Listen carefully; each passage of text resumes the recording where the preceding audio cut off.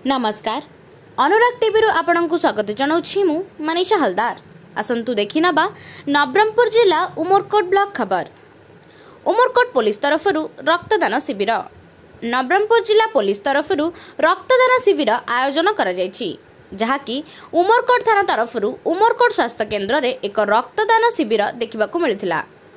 जिले में रोगी रक्तर अभाव देखा जाउथिबारु उमरकोट थाना पक्षरु आयोजित रक्तदान शिविर 100 रु ऊर्ध्व यूनिट रक्त संग्रह करा जायछि।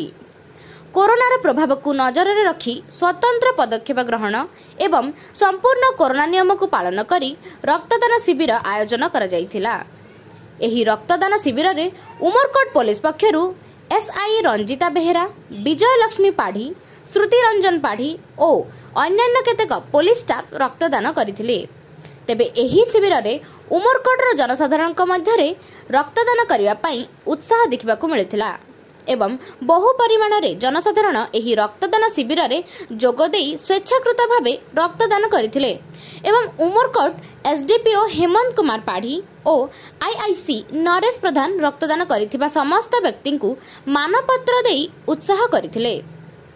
उमरकोट अनुप्राय बीडीएम गोविंद गुप्ता रिपोर्ट, अनुराग टीवी।